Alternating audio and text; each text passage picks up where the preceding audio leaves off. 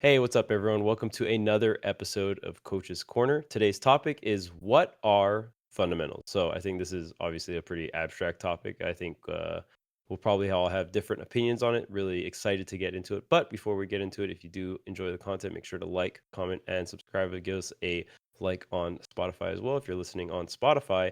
And of course, the best way to support us is to subscribing to our Discord where you can ask questions. We actually do have a question before we get into the topic. So, Ramses, if you could go ahead and read the question off and we can get started.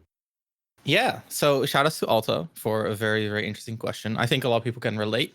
Um, the question goes as follows. I think I can speak for a lot of people when I say that losing is very frustrating, especially in a tournament setting.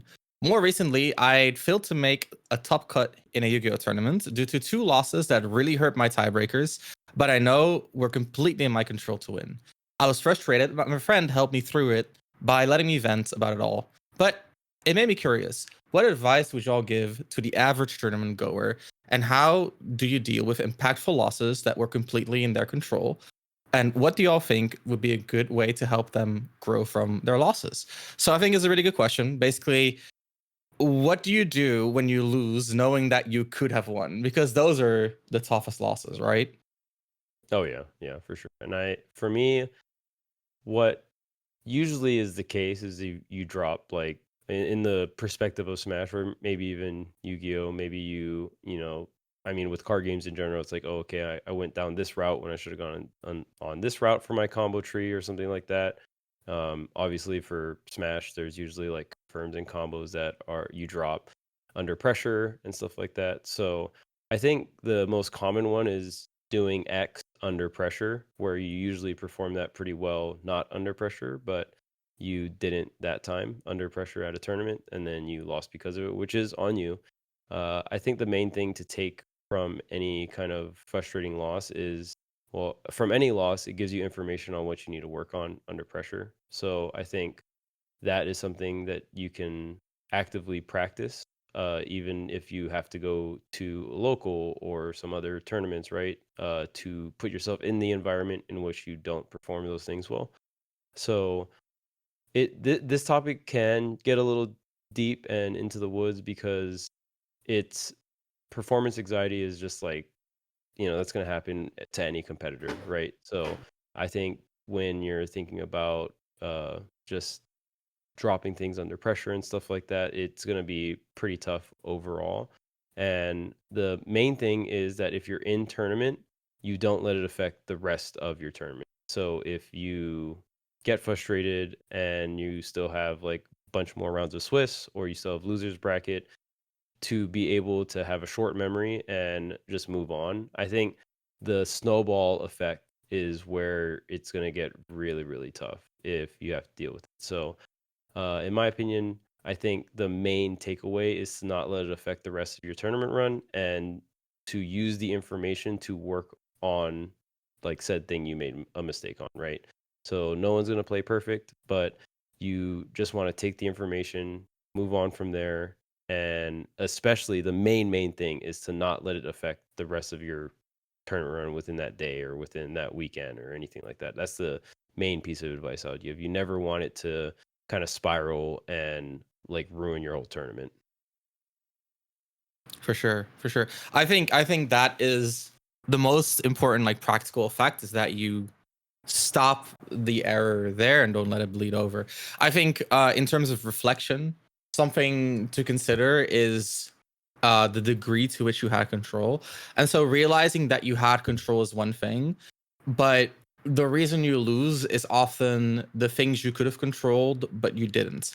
And so saying, oh, this loss was in my control, sure, it's a good realization, but it's not something that is actionable.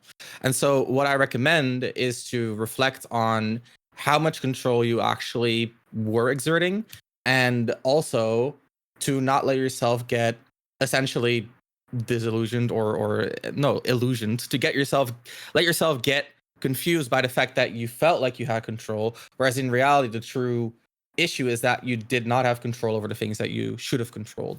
And so oftentimes having a little bit of control makes you feel like, oh, I should have focused on that control harder, whereas the real issue is there were other areas that you should have been controlling. And so oftentimes if you lost and you felt like, oh, the loss was entirely my control, don't focus on the control that you had and that you didn't act on, but try to still look for the areas that you could have been controlling that you didn't. And so most of the time, that's where most of the error lies.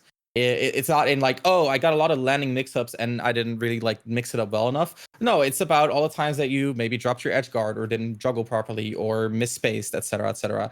And so try to look for as many avenues, as many dimensions, as many dynamics as possible in which you can exert your control, and don't hyper focus on the part that you knew you could control, because if you knew you could control it, there you probably did about as well as you could for your level. And at the end of the day, the goal is to push your level. And so that's one part, is to make sure that you don't hyper focus on what you already know. And outside of that, of course, do try to reflect on why you struggle to control the areas in which you know you could control the game. Because oftentimes there are aspects of control that you're missing, right? So for example, let's say, again, like I got these landing mix-ups and I'm just like not pushing them as well as I could be. There's a very, very good chance that there's more to this field of control that you're not catching on to, that you should be factoring in the future to make these choices better. And so let's say, oh, I know I had like these landing mixes, but I just couldn't like capitalize on them properly to drag home a win. Why? Like, what were you missing? Were there like specific tells that you should have been tuning into, information you should have gathered? Was there context that you didn't focus on well enough? And so further understanding why you couldn't exert the control that you knew was possible is very important, because oftentimes if you know, that's one step, but knowing is only half of it. A lot of skills are extremely multifaceted. And so there are people who, like, for example, if you're very knowledgeable about King K rule and I show you the best King K rule in the world, you can probably give me a decent explanation for why this K rule is making the choices that he's making, but you cannot emulate the choices because you're not the best King K rule in the world. So you ask yourself, okay, well, what skills am I missing to actually be able to put all of this knowledge into work? And so understanding the various aspects or the various like sub skills that go into a skill is very important too. And so oftentimes if you know something, it's not enough. You also need to recognize, you need to understand the context, you need to you need to read the opponent. There's a lot that goes into any given skill. And so that's what I recommend, is to not focus on what you know, not focus on what you know you're already aware of and you're already doing, but instead try to broaden your horizons as much as possible and try to understand more of the context that lets you perform well within that given dynamic. What do you think, Tony? So I'll go ahead and reiterate that you want to take the loss as the loss and nothing else. Essentially, every game you play should be the first and last game of its own consideration. Every match you play should be the first and last match. Whatever happened before doesn't matter. Whatever is going to happen next doesn't matter. There's only the present. So focus on whatever you have, and then it's a skill, but you want to practice leaving that behind you as soon as you're done. It doesn't matter whether you win or lose. This is also part of the reason why it's so important to record, whether that's with a phone, have a friend transcribe it, whatever. If you need to write down the game, and within the context of Yu-Gi-Oh!, I'm not sure if there's a prohibition of a friend recording it with their phone, but the idea here is if you don't have something of that nature to record it, then you would want to essentially write it down while it's still fresh in your memory. And then once it's written down, it's gone. It doesn't exist anymore. And that's a problem for you to readdress once you are back home. But while you're at the tournament, there's only the match that's coming in front of you. There's only what's in front of you and nothing else. So keep tunnel visioned on your goals and don't let yourself be distracted by anything else. Now, with that said, I'm going to offer a couple of reframings on what a loss means itself. So, first of all, when you say I won or I lost a match, my perspective is that winning or losing at tournament isn't the goal, even if it is what you want. So the idea here is that you can't always control whether you're going to win or lose a game. And so if you did have control over you win or lost, that's just a coincidence. And so the idea is whether you are playing against, say, a Pool's Joker or MK Leo's Joker, that's not something you can control. And so the idea here is you want to focus on the things that you can consistently pursue, the things you can consistently progress. That way you can actually judge your own progress in a consistent manner. And this allows you to have feedback based on your results because you look at the things that you do always have control over. So it sounds like that's probably a case of you had a proactive total control, or rather there was maybe a combo turn that you had where it was just a simple matter of your technical ability. So rather than view it as this was the end point of the match and I was supposed to display my technical ability, your technical ability is a side effect. So the idea here is that instead of looking at it as I want to win or lose a tournament match, focus on what the people who win those tournament matches look like, what they do, what their routine is, and then try and emulate that process. And so the idea here is you want to focus on, well, who does have the technical ability to consistently follow up on this combo in this case? And odds are pretty high that they do other things more so, and that coincidentally they also execute that combo when it comes up. And so in this case, it would be a matter of if I'm dropping my combos, well, if you're only practicing getting a combo 5 times in a row, maybe you should escalate that, try and get it 6 times in a row, 10 times in a row. And the idea here is you want to progress your actual skills, your specific skills in a way so that the things that you viewed yourself as having control over are, even at their worst, more likely to come up.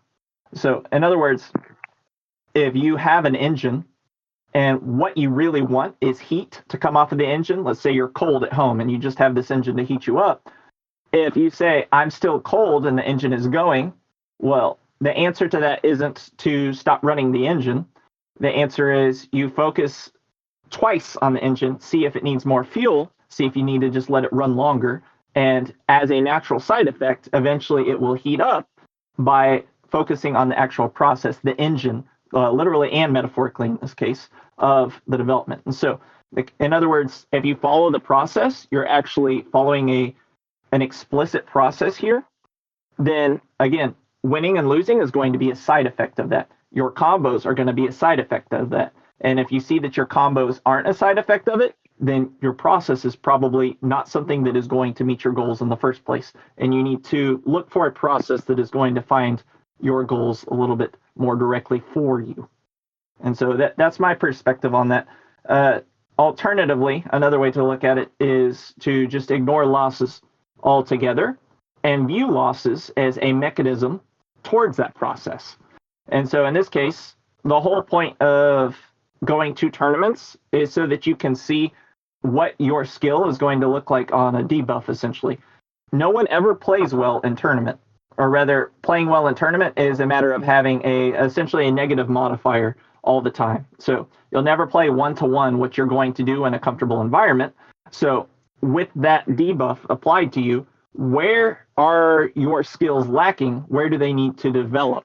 And so the idea here is, again, to go back to the engine of the process, once you have seen yourself playing at your worst and you see what things are the weakest when you're playing at your worst, now you know what to practice focusing on and specifically progressing when you're playing at your best. Because if you're getting everything 100% of the time in your practice, but then you're going into bracket and not getting everything 100% of the time, pick the worst things. So keep it manageable. I usually recommend just picking the 3 most repeated mistakes. And then essentially these modal mistakes are going to be emphasized in your practice. If you need to cut back on things that you're not dropping in tournament to make more time for the things that you are, then do that. Don't neglect them completely. Keep getting your 5 out of 5, 10 out of 10 practices. But then if you are dropping things that you wouldn't normally drop in bracket, then go for 15 out of 15, 20 out of 20s on those and cut everything back down, or everything that you're consistently getting back down to 5 to 5s, because it's usually easier to maintain skill than to progress your skills. It requires more volume to progress them and improve them. So this is part of the learning process. I also recommend don't take it personally. You are essentially, or rather your tournament self is a function of the rest of you. And yes, they do acquire your goals, and maybe you just want that high of having the victory.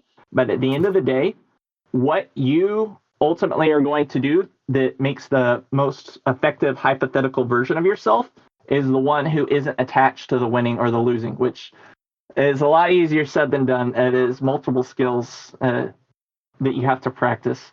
It usually takes a lot of life experience to progress yourself through that point with very conscious attempts to do so. So, good luck with that. I think that's a journey that everyone in this call is also working on themselves.